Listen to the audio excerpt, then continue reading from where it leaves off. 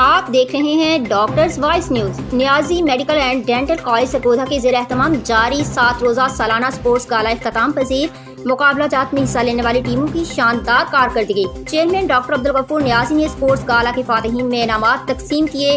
طلباء و طالبات کے اسٹالز پر ملک کی تاریخ و ثقافت کو اجاگر کیا گیا۔ نونہالان قوم میں مقابلہ بازی کے مثبت رجحانات کو بڑھانے اور صحت مندانہ سرگرمیوں کے فروغ کے حوالے سے نیازی میڈیکل اینڈ ڈینٹل کالج میں جاری سالانہ اسپورٹس گالا اختتام پذیر ہو گیا۔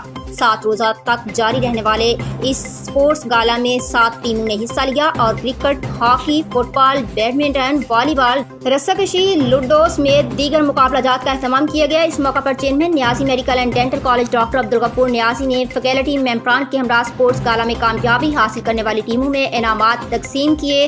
اس موقع پر اظہار خیال کرتے ہوئے انہوں نے کہا کہ تعلیمی سلسلہ کے ساتھ طلباء و طالبات کو مستقبل کے تمام تقاضوں سے ہم آہنگ کرنے کے لیے ہمیں مل جل کر کام کرنا ہوگا۔ نسل نو کو صحت مندانہ سرگرمیوں کی طرف راغب کرنا بھی وقت کا اہم تقاضا ہے۔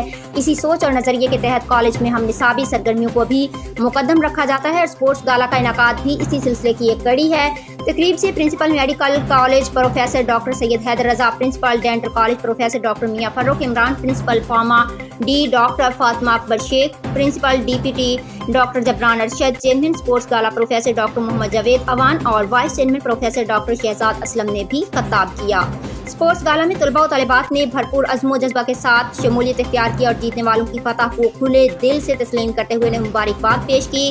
اختتامی تقریب میں طلباء و طالبات کی طرف سے اشیاء خوردونوش سمیت ملک کی تاریخ و ثقافت کو اجاگر کرنے کے لیے مختلف اسٹالز سجائے، جہاں گلگت بلتستان، آزاد کشمیر سمیت ملک کے دیگر صوبوں کی تہذیب کو نمایاں کیا گیا۔ اس موقع پر اسپورٹس گالا کے باوقار انعقاد کے حوالے سے پروفیسر ڈاکٹر حمیرہ شوکت، ڈاکٹر رخشندہ جبیں، ڈاکٹر نعیم یعقوب، ڈاکٹر سائمہ تبسم اور ڈاکٹر فیصل جاوید کی عملی کاوشوں کو سراہا گیا اور فیکلٹی ممبران کے درمیان بھی رسہ کشی کے مقابلے کا اہتمام کیا گیا۔